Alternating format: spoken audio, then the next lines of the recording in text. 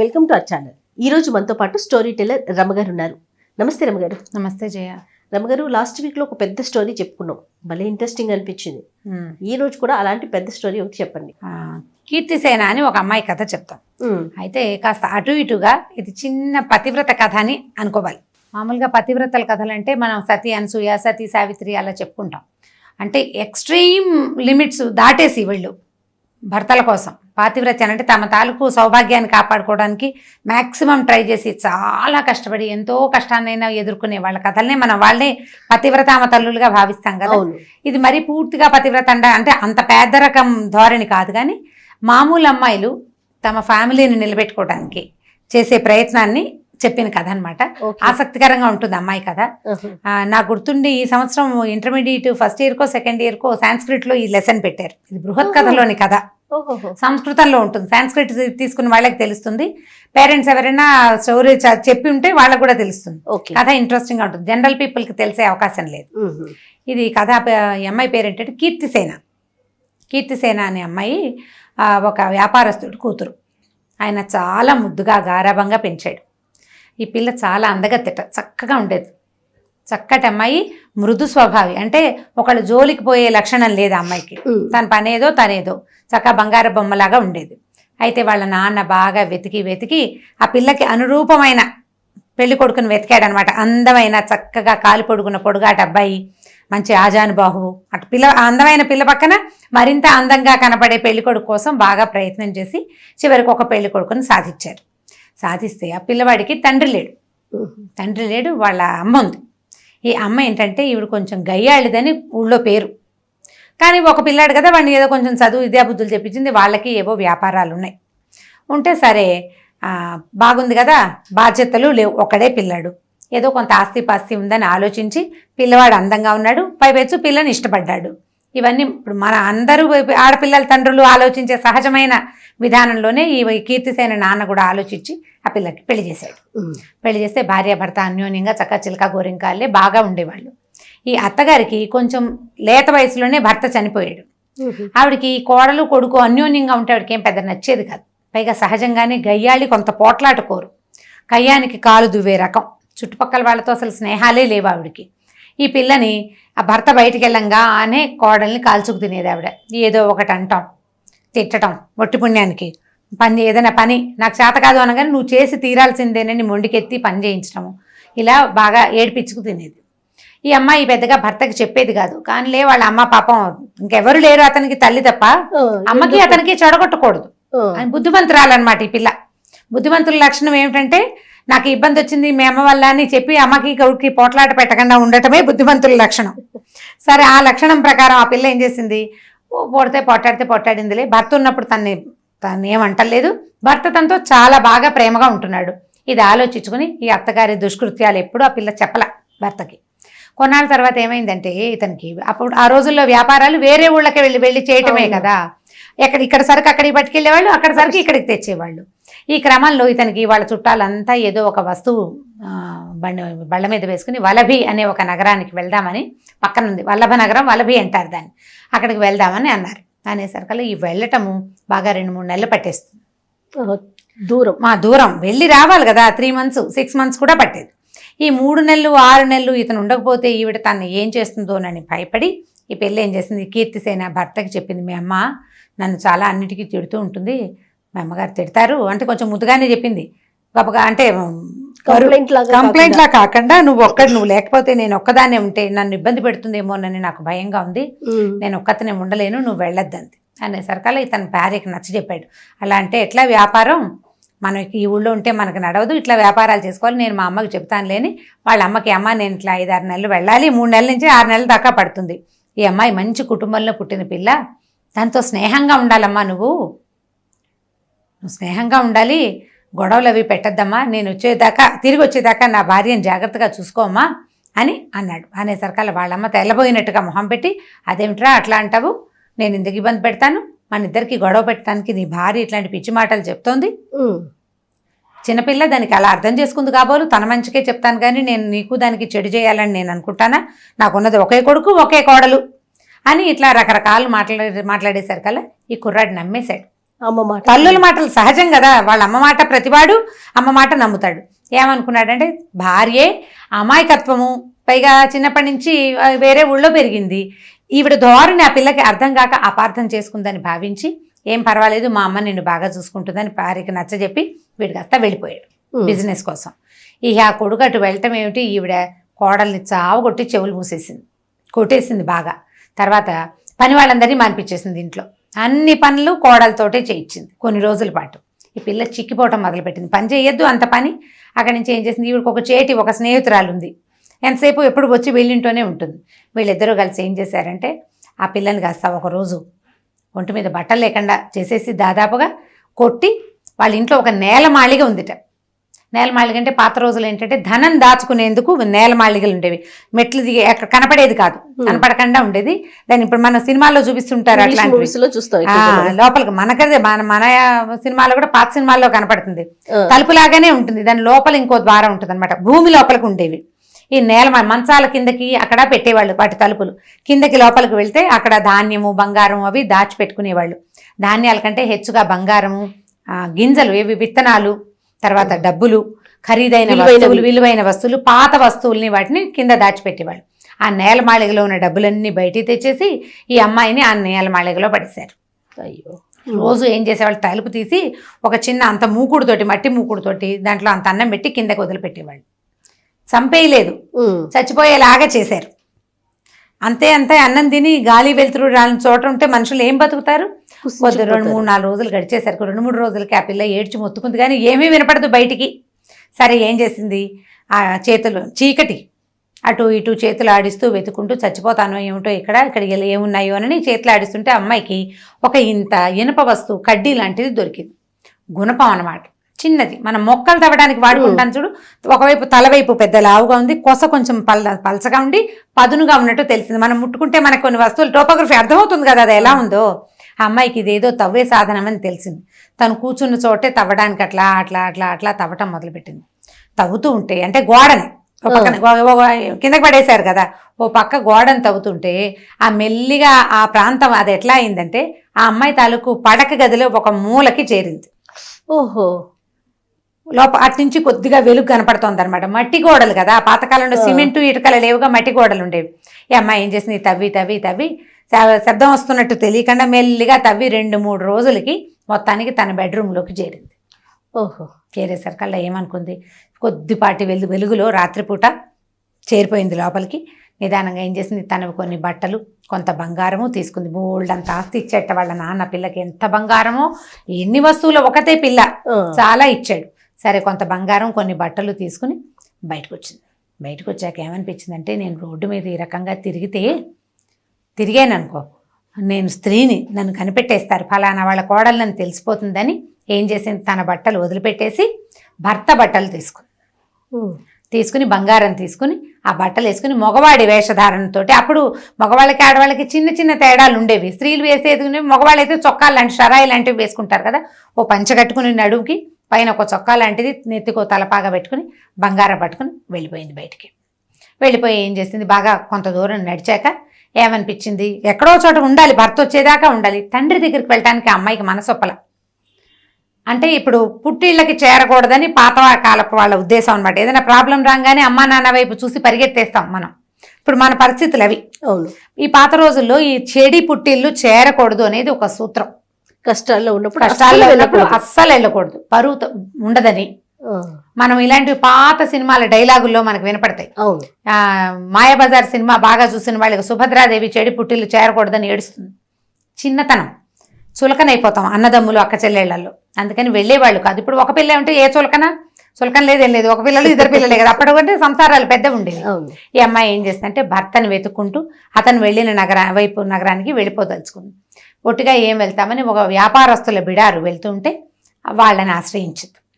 వాళ్ళు ఏమనుకున్నారు, ఈ అమ్మాయి చాలా అందగత్తని చెప్పాం కదా, మగవేషం వేసుకుంటే ఒక యంగ్ యాక్టివ్గా ఉన్న ఒక మగపిల్లాడు బాగా కనపడుతున్నాడు కదా, మీసాలు కూడా రాలేదు, ఇంకా లేతగా కనపడతారు. ఆడపిల్లలు మగవేషం వేసుకుంటే అదే కదా కనిపించేది.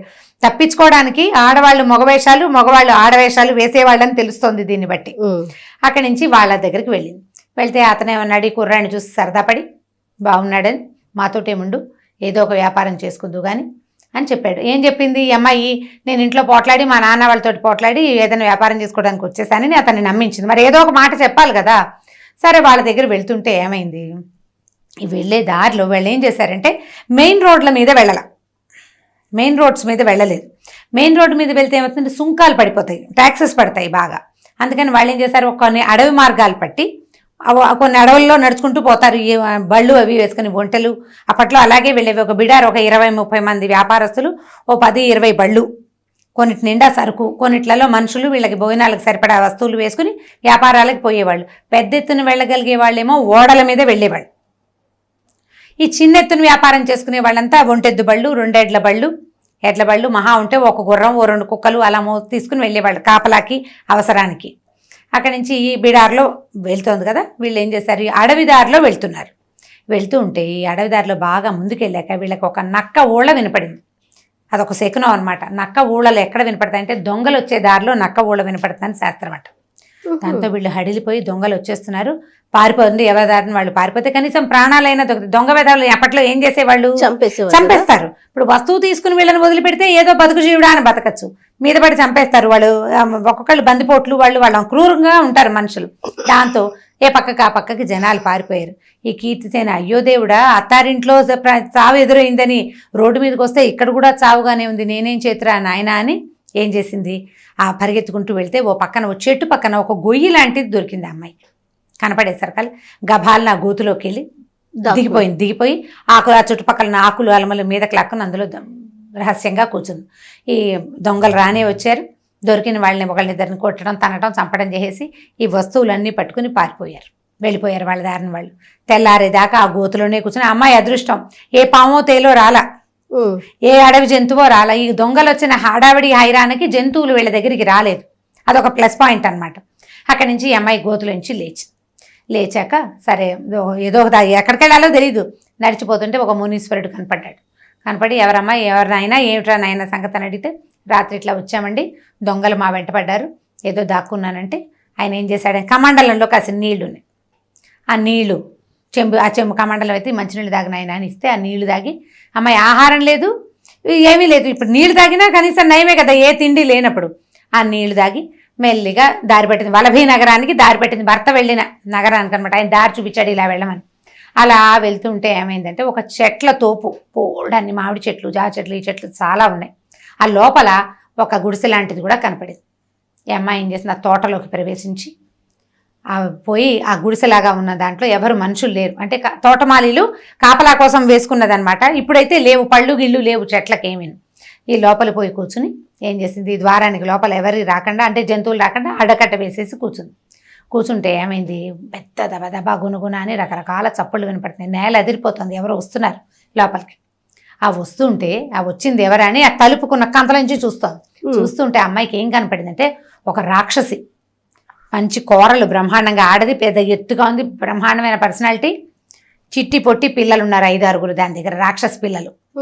తల్లి రాక్షసి, పిల్ల రాక్షసులు, గుంపంతా వస్తుంటే నాయన వాళ్ళ దగ్గర నుంచి, అత్త దగ్గర నుంచి తప్పించుకున్నా, దొంగల దగ్గర నుంచి తప్పించుకున్నా, ఇక్కడ దొరికిపోయేలాగా ఉన్నాను, ఈ రాక్షసి తప్పకుండా నన్ను తినేస్తుంది, ఇంకేముందిరా దేవుడా అని ముడిచిపెట్టుకుని కూర్చుంది. ఈ లోపల ఏమైంది, పిల్లలు అమ్మ ఏమైనా పెట్టవే ఆకలిస్తుంది అని ఈ రాక్షస పిల్లలు అడుగుతుంటే ఆవిడ ఆ రాక్షసి కళ్ళ నీళ్ళు పెట్టుకుని, ఏం చేయండి నాయన, ఊరంతా తిరిగి వచ్చాను, ఎక్కడా దొరకలేదు మనకు ఆహారము, అయితే నేను ఇవాళ ఏం చేశానంటే మన బేతాళ నగరానికి వెళ్ళానంటే రాక్షసులందరికీ ఉండే రాజు అనమాట, ఢాకినీ నగరం ఏదో అంటారు దాన్ని, అక్కడికి వెళ్ళాను.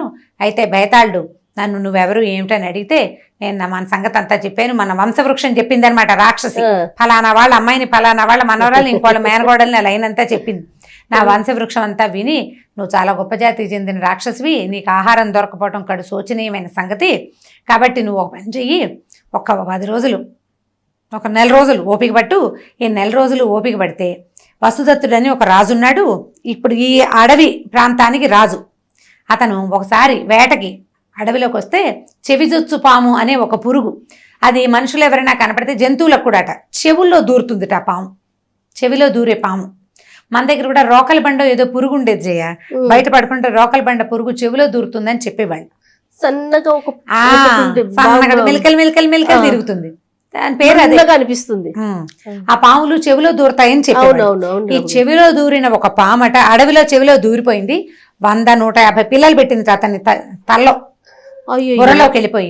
దాంతో విపరీతమైన శిరోవేదంతో రాజు మరణాసన్నుడిగా ఉన్నాడు. అతను చచ్చిపోతే అతన్ని నువ్వు మాయోపాయంతో అతని శరీరాన్ని తెచ్చేసుకో, నీకు 6 నెలలకు సరిపడా ఆహారం దొరుకుతుంది అని చెప్పాడు. బేతాళుడు అని చెప్పాడు. 4 రోజులు ఓపిక పట్టండి రా నాయన, దొరికిన కాయా కసరు తినండి, నరమాంసం కనుక దొరికితే మనకు 6 నెలల ఆహారానికి సరిపోతుంది, వీళ్ళకి నరమాంసం కావాలి అని చెప్పింది. చెప్పేసరికల్లా పిల్లలు అన్నారు, అంటే ఆ బేతాళుడు ఏం చెప్పంటే ఎవరు నయం చేయకపోతే వాడు చచ్చిపోతాడు అని. పిల్లలు అన్నారు, అమ్మా ఎవరో ఒకళ్ళు నయం చేస్తే ఎలాగే అని అడిగారు. అడిగేసరికల్లా ఎవరు నయం చేస్తారా, అది చాలా కష్టమైన సంగతి, అంటే ఎలా నయం అవుతుందో చెప్పు అని పిల్లలు తల్లిని అడిగారు. జనరల్గా పిల్లలకి అలా క్వశ్చన్లు ఉంటాయి కదా, ఏమిటో చెప్పు చెప్పు అంటారు. చెప్పమనేసరికల్లా ఏముంది, ఆ రాజుకి బాగా ఆవు నెయ్యితో తలంటి పోసి తలంటి బాగా నెత్తి మసాజ్ చేసి ఎండలో కూర్చోబెట్టాలి సాయంత్రం దాకా. తర్వాత చెవిలో ఒక వెదురుగొట్టాన్ని పెట్టి ఆ గొట్టం తాలూకు 2వ భాగాన్ని చల్లటి నీళ్ల మూకుడులోకి కనుక పెడితే పగలల్లా నెయ్యి రాసి ఎండలో పెడితే కాకెక్కిపోతుంది, తల వేడెక్కుతుంది కదా, ఆ వేడికి బెదిరిన పాములు చల్లదనం కోసం చెవి ద్వారా కుండలోకి వచ్చేస్తాయి అని చెప్పింది. ఎవరు చేస్తారా, ఎలాగో ఆయన చచ్చిపోతాడు, మనం తెచ్చుకుందాంలే, ఇవాళకి పడుకోండి, మనం అప్పుడు హ్యాపీగా తినచ్చు, ఇవాళకి పడుకోండి అని నిద్రపుచ్చేసింది. సరే వాళ్ళంతా నిద్రపోయారు. కీర్తిసేన అనుకుంది తెల్లారేదాకా ఇక్కడ కూర్చుంటే తెల్లారినాక చీకటి పడేసరికి రాక్షసులు చేరతారు, తెల్లవారేసరికి వెళ్ళిపోతారు వాళ్ళు, ఎవరికి కనపడకుండా. అంటే ఇలా మనుషులు తిరిగే ప్లేసుల్లో ఉండరు అనమాట. అందుకని రాత్రిళ్ళు నిశాచరుల కాలం ఉంటారు. మనం రాత్రిపూట తిరుగుతుంటే ఊళ్ళలో అలా నిశాచరులాగా ఎన్నిట్లా తిరుగుతున్నారని. సరే తెల్లవారేదాకా కూర్చుంటే తెల్లారుజామునే వెలుగు వచ్చేసరికి అలా రాక్షసి పిల్లలందరినీ తలా సంకనం వేసుకుని, అంటే కొంతమంది సంకనం వేసుకుంది, కొంతమంది నెత్తికెక్కించుకుంది, ఒకళ్ళిద్దరిని చేతులు పుచ్చుకుని కదా దాని పద్ధతి ప్రకారం అది పిల్లల్ని పుచ్చుకుని వెళ్ళిపోయింది బయటికి. వెళ్ళంగానే కీర్తిసేన ఏమనుకుందంటే ఈ వసుప్రదుడు అనే రాజు, ఆ అరణ్యం కూడా అతనిదే, ఆ మొత్తం ఆ ప్రాంతం అంతా అతను చాలా మంచివాడు పాపం, ఉత్తముడు. ఇక్కడికి వచ్చిన వాళ్ళ దగ్గర తక్కువ సుంకాలు తీసుకునే మంచి రాజు అనమాట అతను. సరే ఆ రాజుని సేవ్ చేద్దాం, మనకు తెలిసింది కదా అనుకుంది. అక్కడి నుంచి అడవుల నుంచి నడుచుకుంటుంటే ఆమెకు ఒక పల్లెవాడు కనపడ్డాడు. పల్లెవాడు కనపడితే ఎవరినైనా ఇక్కడి నుంచి వస్తున్నావు, ఏ పక్క నుంచి వస్తున్నావు, రాత్రిళ్ళు ఒక రాక్షసి తిరుగుతుంది ఇక్కడ, మేము ఎవరం రాత్రిళ్ళు ఇక్కడ ఉండము, ఈ పొలం మాదే కానీ, అంటే ఆ ఇల్లు ఎందుకులే, ఇంట్లో మనుషులు ఎందుకు లేరంటే ఈ రాక్షసి పిల్లలు ఉంటారు కాబట్టి. చెప్పేసరికల్లా ఇతని అమ్మాయి ఏమంది, నేను వేరే ఊరు నుంచి వస్తున్నాను, చెట్టెక్కి పడుకున్నాను, సరే తెల్లారేక దిగి వస్తున్నాను, ఇదేం ఊరు అని అడిగితే ఇది వసుప్రదుడు అనే రాజుగారి పాలనలో ఉన్న అరణ్యం అని చెప్పాడు. చెప్పేసరికల్లా రాజు కూడా పాపం ఒంట్లో బాగుండలేదు, ఆయన మరణాసన్నుడుగా ఉన్నాడు, చాలా తీవ్రమైన అనారోగ్యంతో మా రాజు చాలా బాధపడుతున్నాం, మేము చాలా గొప్పవాడు అతను అని చెప్పేసరికల్లా ఆ నొప్పికి వైద్యం నా దగ్గర ఉంది, నేను ఆ వైద్యం చేయగలను, నన్ను అక్కడికి ప్రవేశపెట్టమని కీర్తిసేన ఆ పల్లెవాడిని అడిగింది. పల్లెవాడు అన్నాడు, నేను కూడా రాజును చూడబోతున్నానమ్మా, నాయన నువ్వు నాతో పాటు రా, కుర్రాడు కదా అబ్బాయి వేషంలో ఉన్నాడుగా. సరే ఈ కుర్రాడిని వెంబడి పెట్టుకుని ఆ పల్లెవాడు రాజుగారి బిడాలం వైపు ఎక్కడో వేసుకున్నారు, ఒక టెంట్ లాంటిది ఉంది, ఆయన కొంచెం చల్లగా ఉంటుందని కొత్త అడవి వైపుకి తీసుకొచ్చారన్నమాట. తల పగిలిపోతుంది వేడికి, లోపల ఏదో హీటు, అదేమిటో ఆయనకి తెలీదు, నొప్పి. సరే చాలా తీవ్రమైన బాధలో ఉన్నాడు, జ్వరం కూడా ఉంటుంది ఆయనకి. సరే ఈ కుర్రాడిని తీసుకెళ్ళేసరికి అలా పల్లెవాడు ఏం చేశాడు, సైన్యాధ్యక్షుడి దగ్గరికి వెళ్ళి ఈ కుర్రాడికి వైద్యం తెలుసుట, వాళ్ళ తాత ముత్తాత వైద్యులట, రాజుగారి తలనొప్పికి వైద్యం చేయగలనంటున్నాడు, ఏదో ఒక ప్రయత్నం చేస్తాం, మామూలుగా నమ్మకూడదు, లెక్క ప్రకారం అయితే నమ్మరు. ఇప్పుడున్న పరిస్థితి ఏంటి, ఏ గచ్చాకు పుచ్చాకు వైద్యమైనా సరే చెప్పలేం కదా, ఏదైనా జరగచ్చు, ఏ పుట్టలో ఏ బాగుందో ఏదో ఒకటి తగ్గాలి మనకి. మనం కూడా చూడండి అనారోగ్యాలు వస్తే అన్ని ట్రయల్స్ వేసేస్తాం. ఆ అన్ని ట్రయల్స్ లో భాగంగా ఈ కీర్తిసేన మగవేషంలో ఉన్నదాన్ని రాజుగారి దగ్గరికి ప్రవేశపెట్టారు. ఇది చక్కగా అందంగా కనపడిన కుర్రాన్ని చూసేసరికల్లా ఆయనకి నచ్చాడు, చాలా బాగా నచ్చి, నాయన నువ్వేం చేయగలవంటే, చీకటి పడిపోయిందండి, ఇప్పుడు ఈ పగలల్లా నడిచి కదా అక్కడికి చేరింది అమ్మాయి, చీకటి పడిపోయింది, ఇవాళ కాదు వైద్యం రేపు చేస్తాను, నెయ్యి తెప్పించండి అని చెప్పి నెయ్యితోటి చక్కగా ఆయన నెత్తికి నూనె రాసి బాగా మసాజ్ చేసి, ఆ నెయ్యి తగిలేసరికి వేడి కొంచెం తగ్గుతుంది. మామూలుగా మనకి కణతలు అవి నొప్పులు వస్తాయి, కథలోనే వైద్యం చెప్తున్నాను చూడండి, కణతలు నొప్పి వస్తాయి, ఇక్కడ టక టక టక కొడుతుంటుంది నొప్పి, పేరు నెయ్యి రాసుకోమంటారు మా వాళ్ళు. నెయ్యి పేరుకుంటుంది కదా, పేరుకున్న నెయ్యి కొంచెం తీసి బాగా ఇట్లా మసాజ్ చేస్తే తలనొప్పి తగ్గుతుంది, కాక తగ్గుతుంది లోపలదని చెప్తారు. ఈ రాజుకు తల మసాజ్ చేసేసరికి ఆయన కొంచెం కాస్త తలనొప్పి తగ్గి నిద్ర పట్టింది. అందరూ సంతోషించారు. ఇప్పటిదాకా అసలు నిద్ర పట్టడమే లేదు, ఆయనకి నిద్రే లేదు ఆ తలనొప్పితోటి.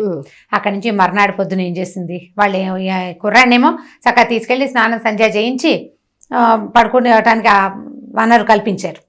ఎవరికి చెప్పకుండా, మరి వేషంలో ఉంది కదా, నా పని నేనే చేసుకుంటానని తన దారిని తను పోయి పడుకుంది. ఏదో తిన్నది, నిద్రపోయింది. మర్నాడు తెల్లారాక రాజుగారిని తీసుకొచ్చి ఎండలో కూర్చోబెట్టింది. మళ్ళీ కొద్దిగా నెయ్యి తెప్పించి మర్దం చేయించింది. బాగా మర్దం చేశారు. ఈ ఎండకి కూర్చుని కూర్చుని కూర్చుని కూర్చుని సాయంకాలం అయ్యేసరికి ఆయనకు శోష వచ్చింది. కానీ చల్లబడంగానే ఈయన్ని నీడలో కూర్చోబెట్టి చెవిలోకి ఒక వెదురు గొట్టం పెట్టించింది. ఈ గొట్టం తాలూకు కొస ఒక చల్లటి నీటి కుండలో ఏం చేశారు, మూకుడు పెడతారు, మూత ఉంటుంది కదా, ఆ మూకుడుకు వచ్చి ఇల్లు కొట్టించి ఈ గొట్టం తాలూకు కొస అందులోకి పెట్టింది అనమాట. బయటికి రాకూడదు మళ్ళీ ఆ పురుగులు. అక్కడి నుంచి ఒక 10 నిమిషాలు అయ్యేసరికల్లా రాజు తల్లోంచి ఏదో పాకుతున్నట్టుగా తెలుస్తోంది ఆయనకి. ఈ చెవి ద్వారా లోపలికి ఉన్న మొత్తం 100, 150 చిన్న చిన్న లుకలకలాడుతున్న పావులన్నీ కుండలోకి వచ్చేసింది. ఈ కుండను మూత పెట్టించారు. కాసేపటికి తలనొప్పి తగ్గిపోయింది నాకన్నాడు ఆయన. తలలో నొప్పి లేదు, తల తేలికిచ్చేసింది. అక్కడి నుంచి కీర్తిసేన ఏం చేసింది, ఆయనకి కాస్త పళ్ళరసం, కొద్దిగా నెయ్యి అవి తాగడానికి ఇచ్చింది. నెయ్యి కాస్త నెయ్యి తాగేసరికి ఏమవుతుంటే కూల్ అవుతుంది శరీరం. అక్కడి నుంచి పళ్ళరసం అవి తాగి ఆయన బాగా రిలాక్స్ అయిపోయాడు. పోయి పడుకున్నాడు. పడుకున్న తర్వాత దీనికేమో ఒక వాసన గట్టిచ్చేసింది కుండని. మర్నాడు పొద్దున ఆ కుండలో ఉన్న పాములు చూసి నిర్ఘాంతపోయారు జనం అంతా. అవన్నీ రాజుగారి తలలో ఉన్నాయి, ఇంతంత పాము పిల్లలు. అక్కడి నుంచి రాజుగారు అయితే అప్పుడే ఏం చెప్పాడంటే, నా తలనొప్పి తగ్గించు, నీకు అర్ధరాజ్యం ఇస్తానని చెప్పాడట. ఈ అమ్మాయికి వెంటనే అర్ధరాజ్యం ఇచ్చేసేయండి, కీర్తిసేనుడికి అర్ధరాజ్యం ఇచ్చేస్తామన్నారు అబ్బాయికి. అనేసరికల్లా వద్దు మహారాజా, నాకు అర్ధరాజ్యం ఎందుకు, నేనేం చేసుకుంటాను, ఏదైనా చిన్నది ఇవ్వండి అంటే ఒక గ్రామము కొంత సంపద ఇచ్చారు. ఇస్తే ఈ అమ్మాయి ఏమంది, నేను ఇప్పుడే వెళ్ళనండి, కొంతకాలం నేను ఇక్కడే ఉంటాను, నాకు ఇచ్చిన సామానంతా మీ దగ్గరే ఉంచుకోండి, నాకు మీరు ఇచ్చినవన్నీ గిఫ్ట్లన్నీ మీ దగ్గరే పెట్టుకోండి, నాకు ఇప్పుడు వద్దు, నేను వెళ్ళేటప్పుడు తీసుకెళ్తాను, నన్ను ఇక్కడ ఉండనివ్వండి అని చెప్పింది. సరే వీళ్ళు ఏం చేశారు, ఓ ఇల్లు బసా ఏర్పరిచారు.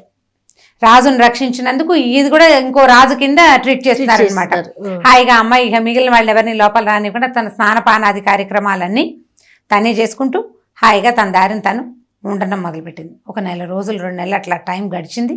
ఈ గడిచిన తర్వాత ఏమైంది, వలభీనగరం నుంచి బోళ్ళంతమంది వర్తకుల బిడారు వచ్చిందని వార్త వచ్చింది. ఈ అమ్మాయి ఏం చేస్తుంటే ఆ బిడార్ దగ్గరికి వెళ్ళింది. బిడార్ దగ్గరికి వెళ్ళి ఆ భర్తను చూసేసింది, వెళ్ళింది, బాగా లోపలికి వెళ్ళి చూసింది అనమాట. చూస్తే అతను ఎక్కడున్నాడో వెతుక్కుంటే అతను కనపడ్డాడు. దగ్గరికి వెళ్ళేసరికల్లా అతను ఈ అమ్మాయిని గుర్తుపట్టేశాడు, ఇది మగ వేషంలో ఉన్నప్పటికీ. భార్యను గుర్తుపడతాడు, మిగిలిన వాళ్ళు ఎవరికి ఇది అమ్మాయి అని తెలియదు కదా. అక్కడి నుంచి ఇదేమిటి ఈ వేషంలో ఎందుకున్నావు, ఇక్కడికి వచ్చావేమిటి, నువ్వు ఎందుకు ఈ వసదత్త నగరానికి వచ్చావని అడిగాడు. అడిగితే ఈ అమ్మాయి జరిగిన కథ అంతా చెప్పింది భర్తకి. మా అమ్మ ఇట్లా చేసింది, నేను అక్కడి నుంచి పారిపోయాను, ఇలా ఒకటి స్టెప్పులు దాటుకుంటూ ఈ స్టెప్కి చేరానని చెప్పింది. చెప్పేసరికల్లా అక్కడి నుంచి ఇద్దరు కలిసి రాజుగారి దగ్గరికి వెళ్ళారు. వెళ్తే ఆ అమ్మాయి తన అత్తగారు తన మీద చేసిన దురాగతాన్ని రాజు సన్నిధిలోనే చెప్పింది. ఈయన వాళ్ళ అత్తగారిని తెప్పించి ఆవిడకి ఏవో ఒక శిక్ష ఇచ్చి దానికి సహాయం చేసిన చేటికి కూడా కొంత శిక్ష వేసి, ఈ అమ్మాయిది తన దగ్గర ఉంది కదా ఆ గ్రామము, ఆ నగలు, బంగారం అంతా ఈ పిల్లకి అప్పచెప్పారనమాట. తర్వాత అమ్మాయి భర్త హాయిగా ఉన్నారు. ఆ అమ్మాయి ఏంటంటే తన భర్తని వదిలే ప్రయత్నం చేయకుండా, అంటే వీళ్ళతో ఎవరు పడతారు, ఈ అత్తగారితో గోల, ఈ మొగుడు ఎందుకు నాకు అని పుట్టింటికి వెళ్ళిపోకుండా భర్తని కలుసుకోవాలనే వచ్చిన ప్రయత్నం వల్ల ఇవన్నీ దాటుకుంటూ మంచి ప్రాస్పరిటీని సాధించిందని చెప్పడం కోసమే ఈ కథ చెప్పాడనమాట. ఆ లైన్లో చెప్తుంటారు కదా, భర్తని అనుసరించి ఉండాలి, భర్త కోసమే ప్రయత్నం చేయాలి అంటే ఒక చిన్న రకపు పాతివ్రత్యమే కనపడుతూ ఉంటుంది. పాతకాలం పతివ్రత కథ కాకుండా మీడియం సైజు పతివ్రత కథ అనమాట. మరీ లెంగ్దీ కథ కాదు, ఈ కథ ఇంట్రెస్టింగ్ గానే ఉంది, స్లోగా నారేట్ చేస్తే చక్కగా అర్థం అవుతుంది. మామ్స్ కోసమే రమ్మగారు, పిల్లల కోసం అయితే కాదు. చాలా బాగుంది కథ, అద్భుతంగా ఉంది. చిన్న చితక కష్టాలు కూడా మనం అంటే చిన్నవి కాదు, ఇది పెద్దదైతే ఏమిటి, రేపటికి తీరదా ఇది, అది పెద్ద కష్టమైనా తీరాల్సిందే కదా, తీర్చుకోవాల్సిందే. రోజులు గడిచేసరికల్లా ఎంత పెద్దదైనా పలచబడిపోతుంది. అవును, ఎంత పెద్ద కష్టమైనా పలచబడిపోతుంది. ముందుకెళ్ళాలి కదా జీవితంలో, మనం దాన్ని పలచన చేసుకుంటూ సాగిపోవాలని పిల్లలకు చెప్పడానికి కథ ఇంట్రెస్టింగ్ గా ఉంటుంది. ఇందులో ఉన్నది సారాంశం తల్లులు అంటే ఆడవాళ్ళు అర్థం చేసుకోవాలి. ఏదైనా అమ్మాయి సాహసంగా నిర్ణయం తీసుకుని చేసింది, మనం కూడా జీవితాన్ని ఇలాంటి సాహసం కాదు ఇంకోలాంటి సాహసం మన టైంకి తగినది అంతే. రైట్, చాలా బాగుంది రమ్మగారు. నమస్తే. ఈ వీడియో కనుక మీకు నచ్చినట్లయితే లైక్ చేయండి, షేర్ చేయండి. మరిన్ని వీడియోస్ కోసం మా ఛానల్ ని సబ్స్క్రైబ్ చేసుకోండి.